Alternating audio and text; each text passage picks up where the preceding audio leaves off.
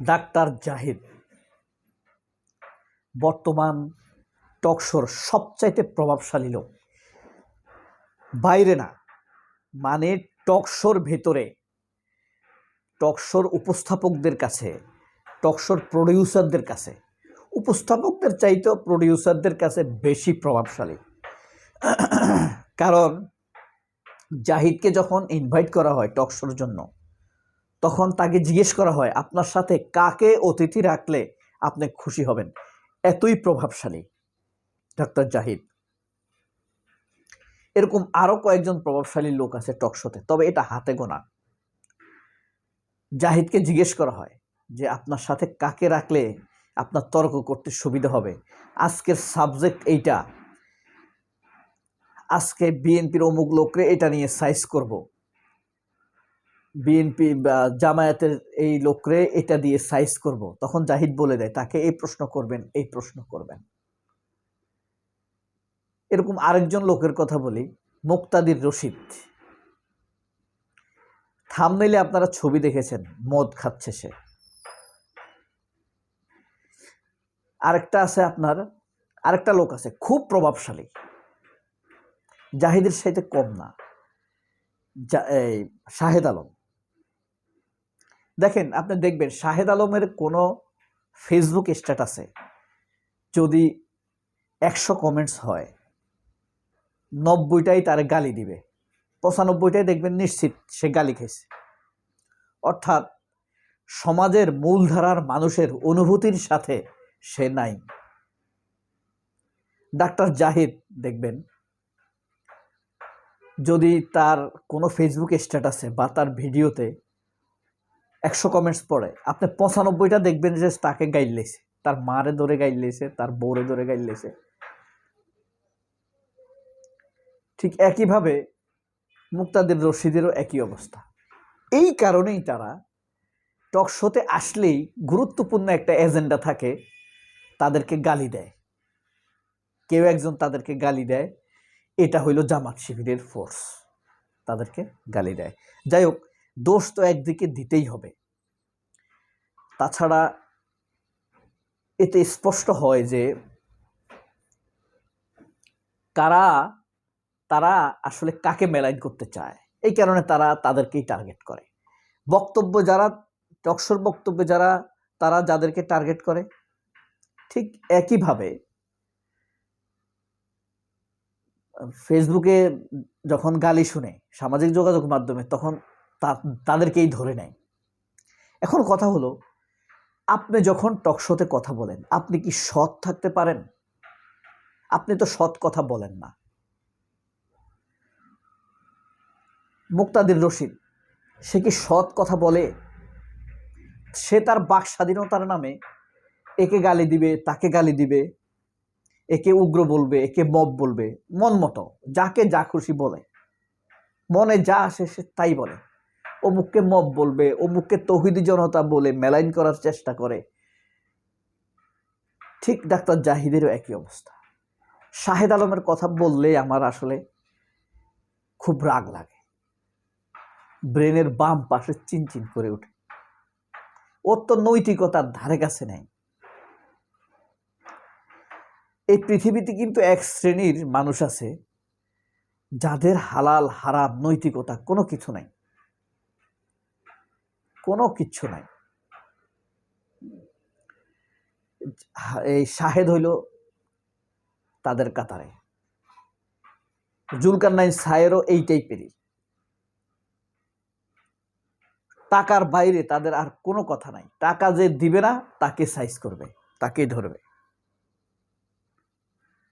দেখেন, জুলকারনাইন সায়ের কিন্তু আজিজ, জেনারেল আজিজ, খুনি হাসিনার নিয়োগকৃত সেনাপ্রধান আজিজের অত্যন্ত কাছের লোক। কোটি কোটি টাকা পেয়েছে তাদের কাছ থেকে। পরে ভাগাভাগি নিয়ে ঝামেলা হয়েছে, কম টাকা দিছে আর কি, ভাগাভাগি বলতে ভাগ কম দিছে, টাকার ভাগ কম দেওয়ার কারণে। যাই হোক, আল জাজিরা তাকে ব্যবহার করছে। এখন আল জাজিরার ইনভেস্টিগেটিভ জার্নালিস্ট নিয়েই তাকে পরিচয় করানো হয়। আসলে he is not totally investigative journalist. সে হইল সোর্স, নিউজের সোর্স। তার মাধ্যমে নিউজগুলা কালেক্ট করে, গোপন কথা টথা কালেক্ট করে। আবার সে যে সেই লাইনে যাব না, এই যে অনৈতিক সাংবাদিকতা, জুলকারনাইন সায়েরের যে অনৈতিকতা আপনারা জানেন সবাই পরিষ্কার। এই কারণে এই কয়েকজনের নাম বললাম, আর বেশি বলি নাই এই কারণে। এরপরে আপনার জাহেদ টকশোর মিথ্যা কথা বাদ দেন, ব্যক্তিগত জীবনে যে চরিত্রহীনতার পরিচয় দিয়েছে মানুষের সামনে, এদেরই কদর এখন এই কাজী জেসিনদের মতো সাংবাদিকদের কাছে। তাহলে কাজী জেসিনকেই আমরা বিশ্বাস করব কেন? কাজী জেসিনদের সাঙ্গপাঙ্গ কারা? কাজী জেসিনের সাঙ্গপাঙ্গ কারা? ওই দিন গ্লোবাল টিভিতে দেখলাম সাইদ খানকে, জামায়াতের নেতা, বলেছে যে শেখ হাসিনা হাত জোড় করে বলেছে আমাদেরকে ক্ষমা করে দেন, এবারের মতো আমরা ভালো হয়ে গেছি। অর্থাৎ 96 সালে শেখ হাসিনা যে কথাটি বলেছে, এই কথাটি কোড আনকোড করেছে জামাতের নেতা। এই সাইদ খান এখানে এসে বক্তব্য দিল কি, সেটা টকশোতে বলছে কি, যে জামায়াত বলছে আমরা ভালো হয়ে গেছি, আমাদেরকে এবারের মতো মাফ করে দেন। বুঝেন? তাইলে এই যে কাজী জেসিনের সাঙ্গপাঙ্গ হলো এখন এই মুক্তাদির রশিদ। দেখবেন সবচাইতে বেশি ডাকে তাকে। এরপরে সবচাইতে বেশি ডাকে জাহিদকে। জুলকারনাইন সায়েরের সাথে তাদের খুব হৃদ্যতাপূর্ণ সম্পর্ক, খুবই রসালো সম্পর্ক। জাহিদ, শাহেদ আলম, জুলকারনাইন সায়ের স্বামী আমতারেক, ঠিক আছে, মুক্তাদির রশিদ মদ খায়, টকশো ইয়াতে দিছি না আমি। এই হলো কাজী জেসিনের সাঙ্গপাঙ্গরা। তাইলে এই সকল অনৈতিক লোকদের সাথে যাদের অন্তরঙ্গতা বেশি, তাদের নৈতিকতা নিয়ে প্রশ্ন উঠে না? উঠে। যেগুলো সামাজিকভাবে নিন্দিত, প্রত্যাখ্যাত, তারাই হলো মূলধারার আদরণীয়, সোহাগকৃত, আমন্ত্রিত, বিশেষজ্ঞ। তাইলে মানুষ আস্থা রাখবে কিভাবে? আপনি বসে বসে আপনার ইচ্ছা মতো কথা বলবেন, সাধারণ মানুষকে গালি দিবেন, আর মানুষ আপনাকে গালি দিলে আপনি বলবেন কি স্লাট শেমিং করে।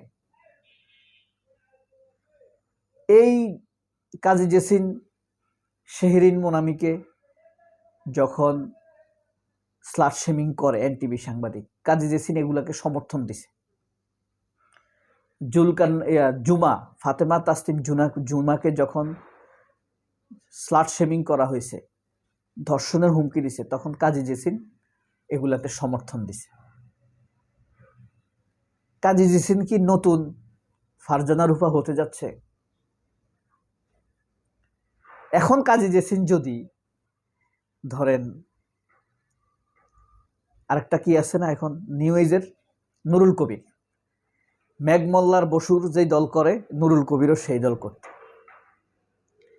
এই নুরুল কবির একসময় জামাতের টাকা খাই, জামাতের প্রোগ্রামে গেছে, আমি প্রমাণ দেখাতে পারবো। জামায়াতের এবং শিবিরের প্রোগ্রামে গেছে। নুরুল কবিরকে দেখেছেন হাদি হত্যার বিচার চাইতে?